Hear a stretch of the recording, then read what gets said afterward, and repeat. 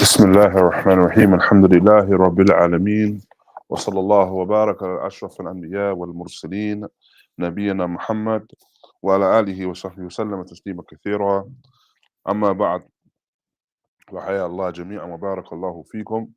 Alhamdulillah, we wish to continue on the speech of al-Barbahārī raḥimahullāh, where he mentions raḥimahullah the matter of the athar that we have, the narrations that we have in relation to Allah subhanahu wa ta'ala and his asma wa sifat, and our belief in relation to the asma wa sifat. And where we wish to carry on from is in relation to the hadith, but where the Nabi sallallahu alayhi wa sallam, he mentions ينزل ربنا إلى السماء الدنيا, that our Lord descends to the sama, يعني to the heavens of this dunya. Or likewise, a narration that mentions يأتي يوم القيامة, the Ityan, Allah will come يوم القيامة, or يجي يوم القيامة, that he will come يوم القيامة, لفصل القضاء بين عباده, in order to establish the qada, the ruling between or amongst his servants. And so, with this we have the affirmation, the thubut al-nuzul ilahi. So this affirms that Allah subhanahu wa ta'ala, narration such as these affirm that Allah ta'ala descends. Now, as for this word, the wording, or this wording of nuzul, lughatan, the nuzul lughatan, the descent linguistically, is did al-ulu, the opposite of al-ulu, the ascent. And as for shar'an, in relation to Allah subhanahu wa ta'ala, then the nuzul of Allah, Rabbana azza wa jal, the kayfiyya, the Shaykh Ubayd mentions, فَهَذَا مَحْجُوبْ عَنَّا, this has been concealed from us. فَلَا نَعْلَمُهُ, as we don't know how it occurs. نعم بل ولا يعلمه أحد من الخلق, and no one from amongst the creation knows in terms of the nuzul, the kayfiyya, how it occurs. What we do know is that it does occur, that Allah subhanahu wa ta'ala does descend. And this is something which is established amongst Ahlul Sunnati wal Jama'ah. And in relation to the detail of a sifa, a particular attribute of Allah subhanahu wa ta'ala, that we may have knowledge of it, the meaning of the sifa, whilst we have jahl in relation to this kayfiyya. We don't possess knowledge in relation to how it occurs. أي الصفة معلومة باعتبار المعنى. So the sifa is known in relation to its meaning. So we know the meaning of nuzul, or descent. We know what it means in relation to the sifa that we're discussing here. We know its meaning. As for its kayfiyya, then this is majhul. The sifa is majhula. Now, this particular sifa in the attribute is unknown in relation to how it occurs. As this is a particular qaida when we were discussing the asma wa sifat. So when discussing the names and attributes of Allah subhanahu wa ta'ala, this is the qaida, this is the principle. That in terms of its meaning, we will know. As for the how it occurs, then we will not know that. And we will not discuss that. So Ahlul Sunnati wal Jama'ah, they discuss يتكلمون في معنى صفة. When they speak about the sifa and from the sifat of Allah, then they speak about its meaning. and that which is in accordance with the Lughat al-Arabiyyah. And they withhold from discussing its kayfiyah, how it occurs. And they leave this and say that this is the ilm which is with Allah. Like the how is the knowledge which is with Allah. And so this is because no doubt when we discuss the sifat of Allah, this branch is often discussing the existence of Allah in of itself. And so this is not something now that a person delves into if there's no sure knowledge of that. Al-Muhim, in relation to this matter of a nuzul, then again, as we mentioned, this is something which is affirmed. That we affirm the nuzul, the descent of Allah Ta'ala in the Sama'i Dunya. And the Shaykh Ubaid here, Shaykh Ubaid, raḥimahullāh, he mentions a particular question. He says, how do we respond or refute those that claim or those that reject the nuzul of Allah, this sifah, this particular attribute? They reject it. Or they say that it's the nuzul of his amr. They say the descent is merely the descent of his amr, that his command descended. Or they say that the nuzul is the descent of the malaika. So those that reject it, they will say the nuzul is referring to the descent of what? Malaika or his command. This is how they will reject that. So how do you respond to that? So the first thing, barakallahu feekum, is those that say, for example, that this is the nuzul of the amr, his command. Then we say in response, first and foremost, as Shaykh Ubaid raḥimahullāh mentions, is that al-Sunnah wal Jamā'ah, in relation to the nusus, the asl, when it comes to nusus, the foundation of the text is that we take the text ala zahiri. al-Sunnah wal Jamā'ah ya'khudhūna al-kalam ala zahirihi. They take the speech upon that which is apparent. They take speech from that which is apparent. So when Allah Ta'ala, or when the Messenger of Allah sallallahu alaihi wasallam, he mentions that Allah subhanahu wa ta'ala descended, then we accept it from as it's been mentioned. We accept it as is mentioned in the hadith. And so we make ithbat, we affirm the nuzul, the descent of Allah subhanahu wa ta'ala, nuzul al-ilahi. We affirm it.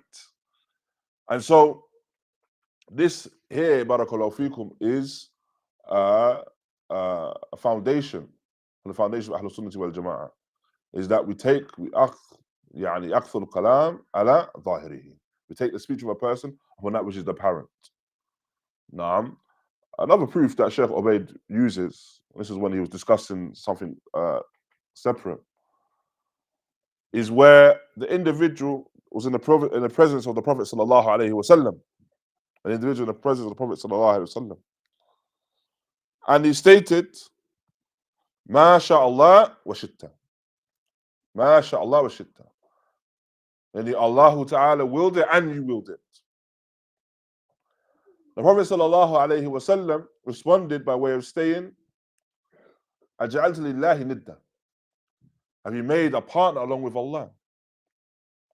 And thereafter he commanded this individual to state rather, "Ma sha'Allah thumma shitta." Allah willed it, then you. The will begins with Allah subhanahu wa ta'ala. The shahid of this particular hadith, the main central point of this particular hadith, barakallahu feekum, is the fact that the Prophet sallallahu alaihi wasallam rebuked the individual based upon the zahir of the kalam, what was meant by way of his speech, or what the speech necessitated. The individual mentioned it's the will of Allah and so and so. Now, I the Nabi alayhi salatu wasalam in this case, the will of Allah and you. So with this speech necessitated that this individual had made a partner along with Allah. The point being is that the Nabi alayhi salatu wasalam did not take his speech and say, what was the meaning behind your speech? What was the tafsir of your speech? What did you mean around this speech? No, rather the speech was taken ala zahirihi. It was taken upon its apparent. And this is yani, asl from the usul of Ahlul Sunnati wal Jama'ah, that the speech is taken upon the apparent. So when we have this hadith now affirming the nuzul of Allah, then we take this na'am upon its apparent. And likewise, the haqiqah or the asl fil kalam is al-haqiqah wala majaz. And so the asl in speech is that we take it upon its reality of what it mentions, and not that it is yani, a metaphor for anything else or an analogy for something else. And so this is what we understand from this. So when the Nabi alayhi salatu wasalam mentions the nuzul of Allah subhanahu wa ta'ala, his descent in the sama'i dunya, then we accept this particular manner or this particular sifa. And so if now a person rejects that, then of course that is takdeeb of a hadith. They made a denial of a hadith of the Messenger of Allah sallallahu alaihi wasallam. If indeed the hadith is wadih. Naam.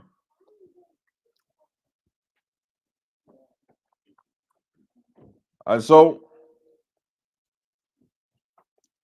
likewise in the narration, it mentions هل من داع فأستجيب له. Is there anyone that is calling, anyone supplicating? And I will answer the supplication. This is not something which the Amr would do. The command of Allah does not ask for the da'in, does not ask for the supplicator. The command of Allah does not now state that it will answer the supplication. This is not something affirmed in any of the nusus. Is that clear, barakallahu feekum? So this is the first point. So one that says it's the command, and we reject it by way of the reality that anything from the speech is affirmed. Anything from the speech is affirmed upon its haqiqah, upon its reality. And we take it upon its zahir, that which is apparent first and foremost. Then you may have an individual that says, in relation to the nuzul of Allah, the descent of Allah subhanahu wa ta'ala, that it is referring to the malaika. It's referring to the malaika. Na'am. The first rejection and refutation of this tafsir, this particular explanation, batila, is that the hadith itself rejects it. And the wording of the hadith rejects it. Why? Because the wording of the hadith mentions that it's a nuzul ilahi. It's the divine descent. The descent of Allah referring to. And not the nuzul of anyone else or any other individual from creation. Any individual from creation. The second point is again one of the same points that we mentioned previously in relation to the Amr. The second point is that the asl fil kalam, al-Arabi is al-haqiqah. So the asl, the foundation when it comes to Arabic speech is that we take it upon its foundation, its reality. And we don't suggest that it's a metaphor for something else. So we take upon its reality. The third point is again in relation to what was mentioned further in the narration, barakallahu feekum, where it mentions Man yad'uni fa'astajibu lah. Whoever calls upon me, then I will answer it. If the person now is stating that this descent is the descent of the malaika, then within that is an amr of shirk, an affair of shirk billah. For now, they have ascribed something which is for Allah Ta'ala, the answering of du'as, the answering of supplications, to whom? The malaika. So if they say now the descent is out of the malaika, within the same narration it mentions, whoever calls upon me, then I will answer the dua. So now if they are ascribing this descent being the descent of the malaika, and thus the answer of the dua being the answer of the dua of the malaika, then this matter which is for Allah Ta'ala alone, and istijaba to dua, then they have ascribed this to other than Allah Ta'ala. Now they ascribe to other than Allah Ta'ala. Is that clear, Barakallahu Feekum?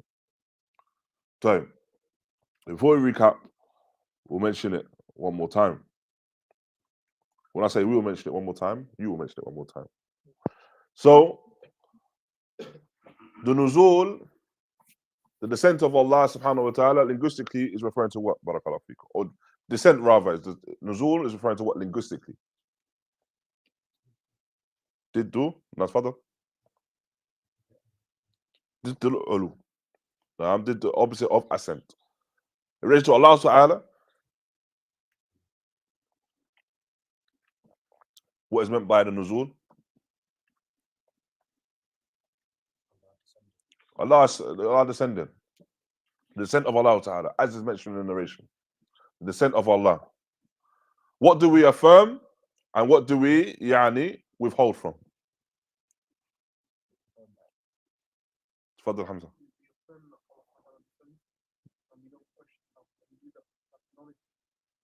So what do we have knowledge of then? Naam. How? So we affirm the meaning of descent. We affirm descent and its meaning. As for the how, then we have jahil in that regard. Naam. We don't have knowledge of that. So then when it's said, for example, descent is referring to the descent of the command of Allah, the amr of Allah. Or the descent is the one of the malaika. How do we respond to that?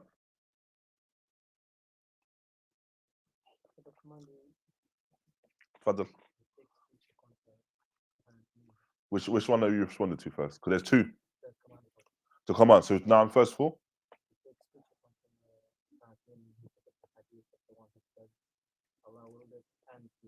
No, so we take speech upon the apparent. Jazakallah khair.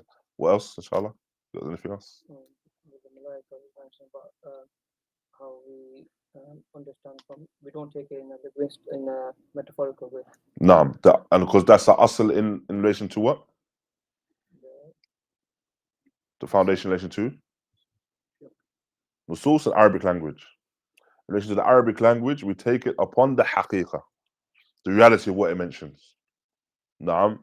And then also in relation to the Amr and the Malaika, what else would we mention as a response or a refutation?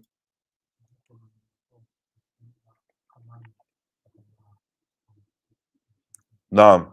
And because the narration also mentions that whoever calls upon me, then I will respond. I will answer the dua, answer the supplication. So if it's saying it's the command, then there's no nusus that mention that the command responds to the dua, the command of Allah. Likewise, if you're saying it's the malaika, فَمَعْنَاهُ what? Then it means what? That means that person who's making dua to the angels and the angels are answering the dua. We know this is nothing. This is not ascribed to the angels. This is with Allah Ta'ala alone. Yeah, it's the istijaba to dua, the answering of the supplications. Barakallahu feekum. Likewise, the same could be said for the maji of Allah as well. Allah's itiyan, Allah coming towards the creation, that this is something again affirmed in its meaning and not in its kayfiyah. Naam. And so sometimes you find this in some of the books that when they refer to the nuzul or the itiyan of Allah, they say that this is the itiyan of the amr of Allah, the command of Allah.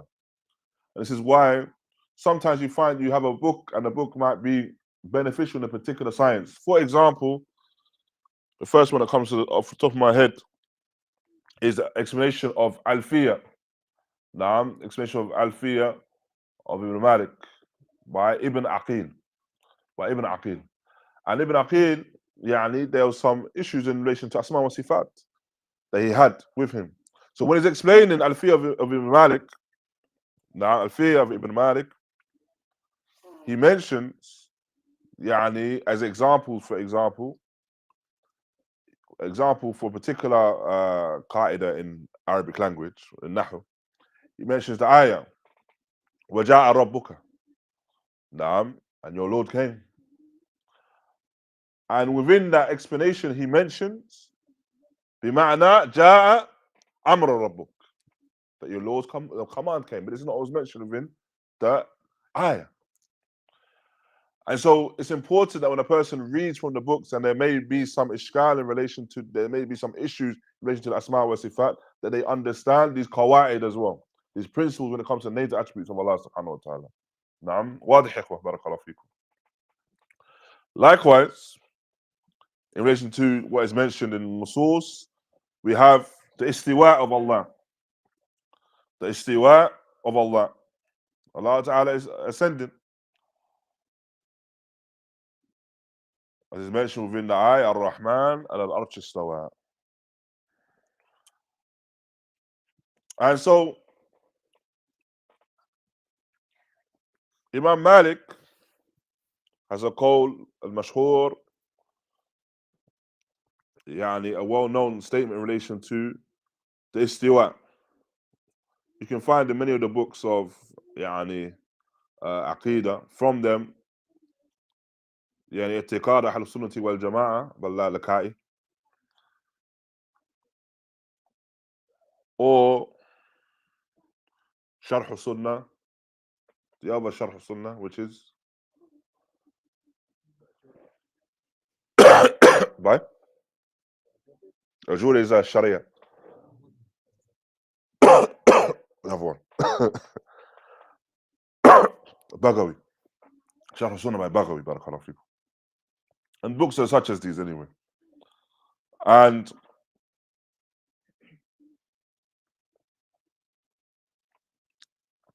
within it mentions, barakallahu feekum, the statement of Malik, al-istiwa ma'lum. Al-istiwa ma'lum. So Allah Ta'ala's ascent is ma'lum, is known. Referring to its ma'na, its meaning is known, as we said. When it comes to the meaning of a particular sifa min sifatillah, any particular attribute, then we know it, we affirm its meaning and have knowledge of its meaning.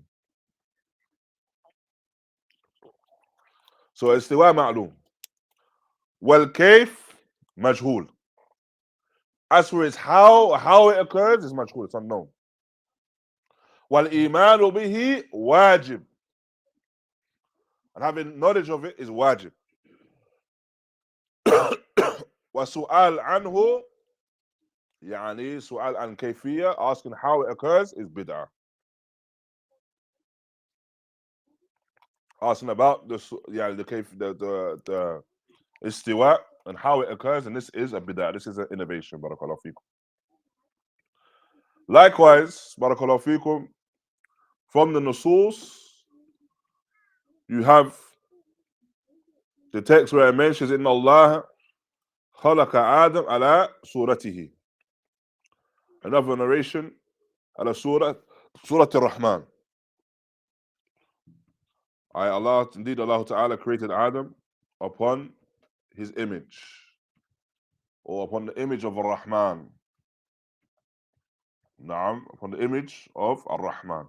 This here is affirmation of the sifa of the surah. That Allah Ta'ala has an image. Naam, the image of Allah Ta'ala.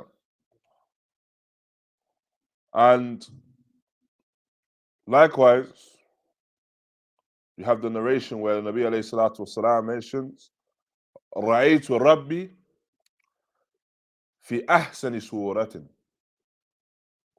That I saw my Lord in the best of his image.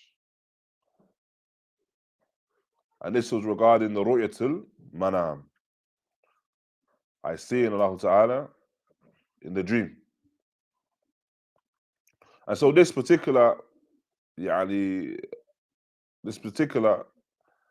narration and the narration before it affirms the surah of Allah subhanahu wa ta'ala. However, this image laysat kasuril makhluqin. It's not like the images that exist for the creation. Rather, Surah Al-Rahman. And so we affirm this Surah Ar-Rahman. And we do not have any doubt in regards to it. We do not have any doubt in relation to the Surah of Ar-Rahman, Allah Tabarak wa Ta'ala. And so,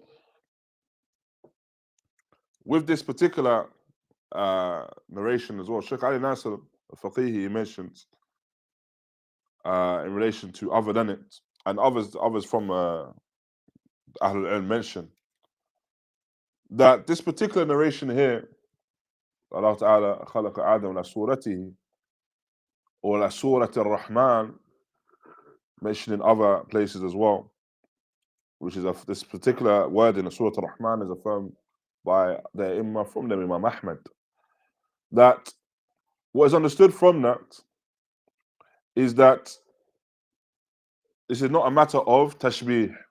It's not a matter of Allah Ta'ala creating Adam upon tashbih in a manner where it is likened or compared to the creation. Rather,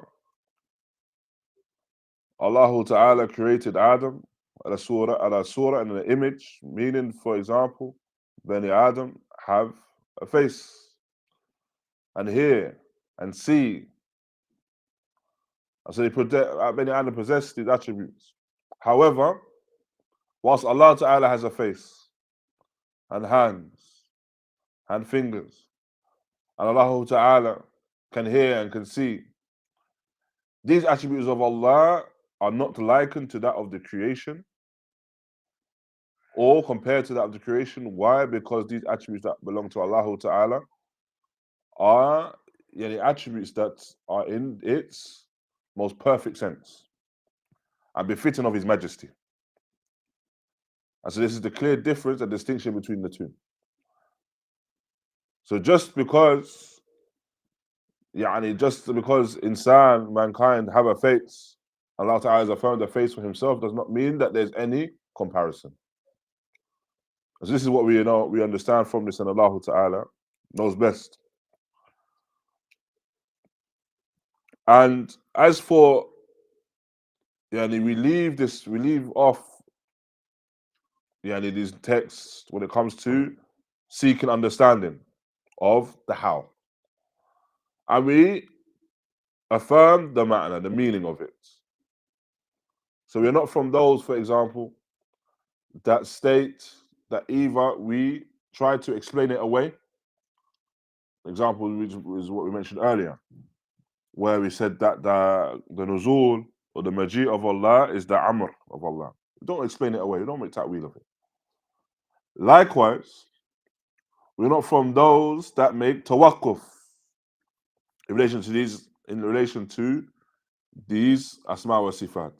So you may find that individuals, they say that we don't want to, they say out of fear, they say out of fear of comparing Allah to the creation, that we do not affirm nor deny these particular attributes. So they'll say, for example, we're not going to say that Allah descended. We're not going to say that Allah descended. And we're not going to say that Allah subhanahu wa ta'ala ascended, for example. But with that, in reality, as we mentioned earlier, or before in previous lessons, what have they done in their own minds? They have resembled Allah to His creation. Because now they're saying, if we say that Allah descends, or if we say that Allah has a face, it's like saying that His face is like ours. They've now resembled Allah to the creation in of themselves. And within that action of them resembling Allah to the creation, they reject the whole sifah altogether. So that which they sought to run from, they fell into, and then they fell into another evil after that, which is ta'til, where they reject that sifah of Allah. Does that make sense, barakallahu feekum? So now, they said they don't want to resemble Allah to the creation, but in reality is lazim al-qawl, that which their speech necessitates, that they have resembled Allah to the creation, and it's led them to a greater evil. And so, what Ahlul Sunnati wal Jama'ah are upon when it comes to the asma wa sifat is that when it comes to the meaning that is the sifat, we accept it. As it's been mentioned within the nas, whether it's the ayah or the hadith, we accept it as it's found. As for the narration, or as for the kayfiyah, as for the how it occurs, then we do not delve into that. No, we do not delve into that. And this delving into that could be a matter of bid'ah, could be a matter of innovation. So we don't make tafsir of it. We don't make tafsir. And so it mentions we don't make tafsir of it by way of our desires. Either hawa. And what is understood by making tafsir bil hawa, that the person makes tafsir, or he seeks to explain something from the sifat of Allah bidun ilm, that they seek to explain something from the sifat of Allah Ta'ala without knowledge. As for something that you wish to discuss from the sifat of Allah, then this necessitates adillah. Now, necessitates that a person has proof in what they're saying. If a person discusses upon proof, فلا بأس. But they do not enter into questioning from this. And this is the error, and this is the danger that is found in that. And so, what you find, Shaykh Fawzān mentions, I see many from the shabab, the youth, the muta'alimin, as those that fall into ta'alum. Ta'alum, the person that feigns knowledge. They don't actually possess real knowledge. They feign knowledge. And what I see from these individuals is that they enter into masail of aqidah. They enter into issues of the aqidah. And what ends up happening is they end up speaking about issues in the aqidah. And overstepping when it comes to the boundary set and opposing the aqeedah of al-Sunnah wal Jama'ah due to the fact that they do not possess true knowledge in this regard. And the reality is that Allah subhanahu wa ta'ala has not placed this as a responsibility upon you, or burdened you with having understanding of that particular matter in deen. In the kayfiyah in relation to these sifat, how it occurs. You're not burdened with having knowledge of that. So why would a person seek to delve into that he's not burdened with? Except that it's inspired, no doubt, from the shaitan.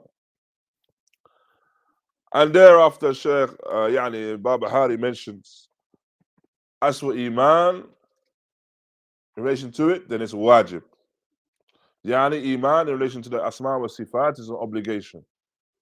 Iman in relation to the af'al, the actions of Allah Ta'ala, is an obligation.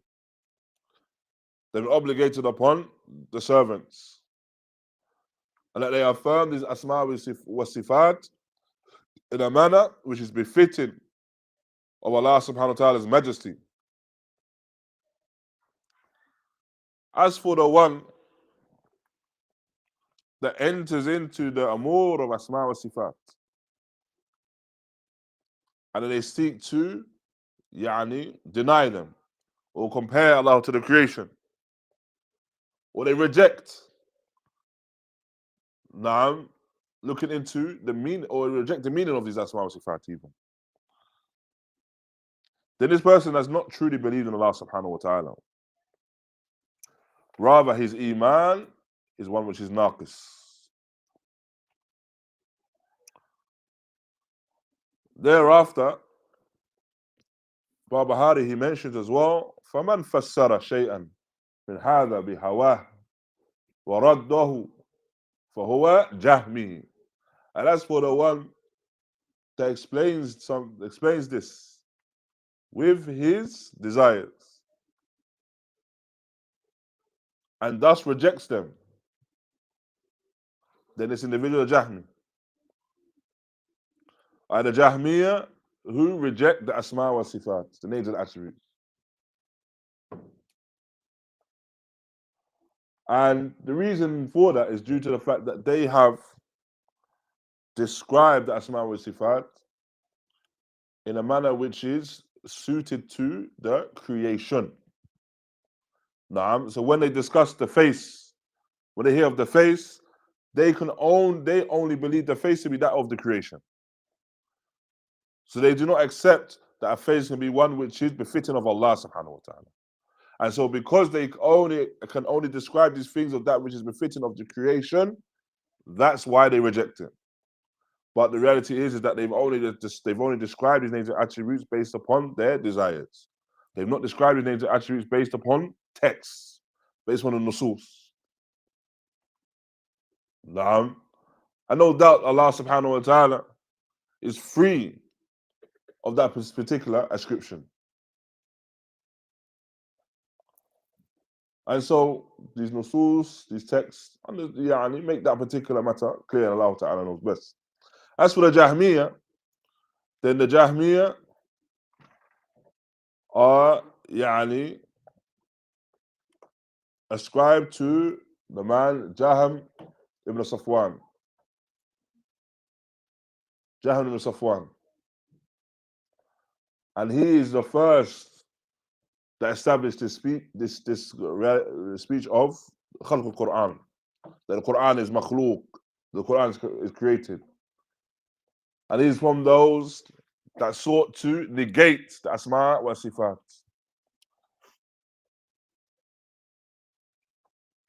And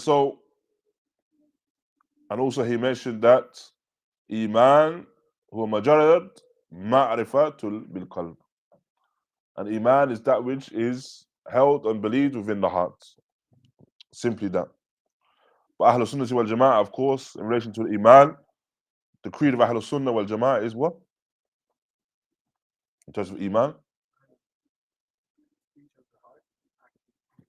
No.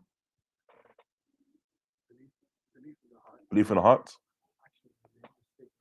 Actually, say it on the tongue, and it increases. Please increase with belief of obedience. Sorry, yes, and decrease because of disobedience. Now, barakallahu fikum. And this is the creed of Ahlul Sunnah wal Jama'ah. Listen to Imam. Now, Iman is belief in the heart. Now, statements upon the tongue, action upon the limbs. It increases with obedience and decreases with disobedience. Now, as for the Jahmiyyah or Jahm, that he established this creed of Iman being that which is believed in the heart alone. That was it. Naam. And so his creed that he sought to establish was one of kufr, one of disbelief. And hence why the Imām, when they mentioned Jahm ibn Ṣafwān, they mentioned him bil qawl takfir. Now they mention him and they make takfir of such an individual. And it's mentioned as well that the Salaf would regard the individual, yastajhilun, they regard the individual to be jahil, ignorant, if they didn't make takfir of Jahm ibn Ṣafwān. Much less tabdi'. Now, if the person didn't make takfir of Jahm ibn Ṣafwān, they regard this individual to be a jahil. Wallahu ta'ala a'lam. And we'll conclude with that point there, inshallah, and seek to conclude some of the other points in relation to this particular matter of the Asma wa Sifat and the likes of that in our next lesson. Bidnillahi ta'ala. Jazakumullah khairan wa barakallahu feekum. Wa sallallahu wa barak ala nabiyyina Muhammad wa ala alihi wa sahbihi wa sallam.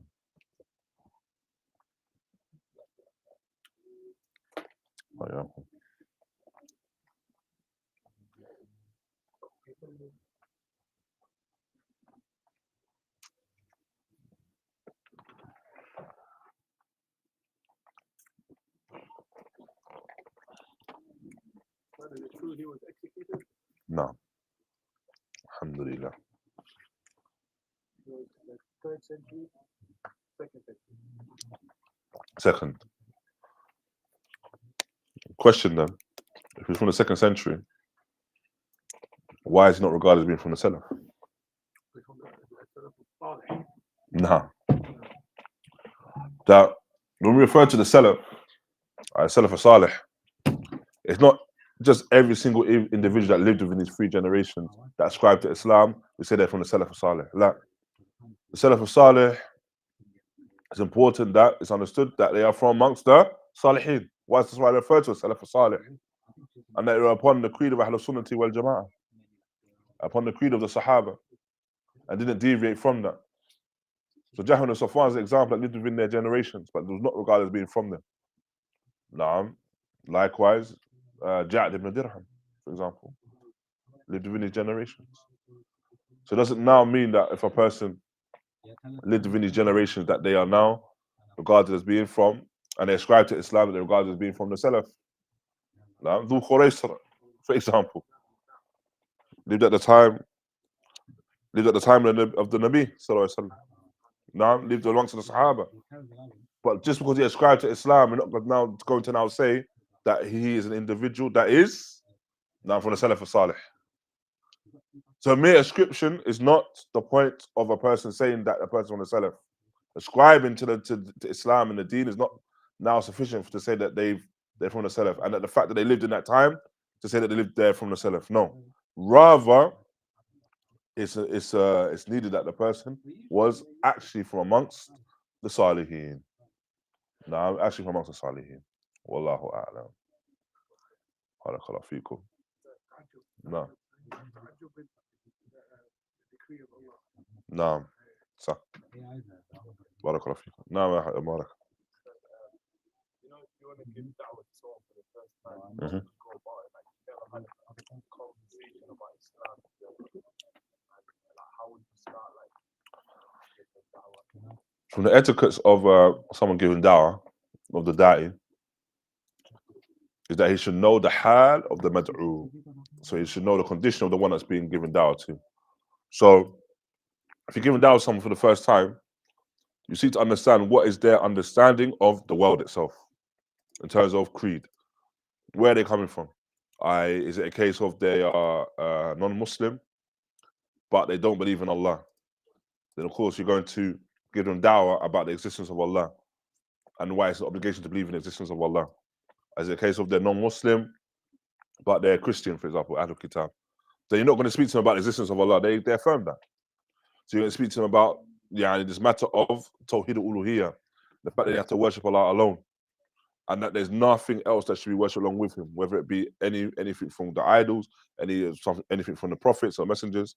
Obviously, then you focus upon Isa alayhi salam and whatever else. It all depends on that. Or if the person's Muslim, but he's not upon the Sunnah, then again, you wouldn't speak to him about not worshipping Isa. That's not his deviation. His deviation is in accordance to the Sunnah. He's deviated from the Sunnah. So then you discuss with him the importance of the Sunnah, clinging to the Sunnah, and whatever the case may be. So it all depends on where his deviation lies. Yani.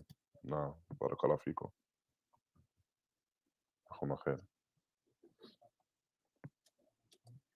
I was thinking, you never know till you try. Akhuna khair, ikhwa. Barakallahu feekum.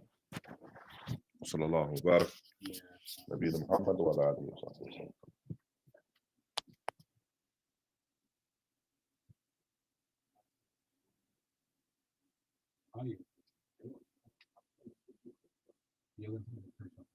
Yeah, but maybe over time, it's more stronger, and then yeah, no.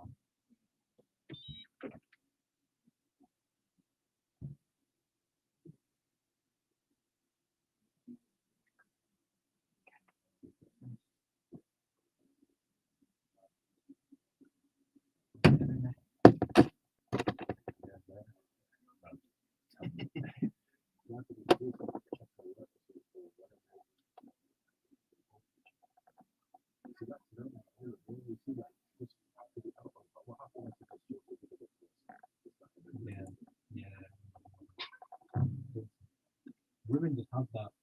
They just have that. They have that instinct in it. Women are bad at that. She's like, like they're just so that nobody together. Even at that age. With his phone case, Yeah. it's called Head of the Hills.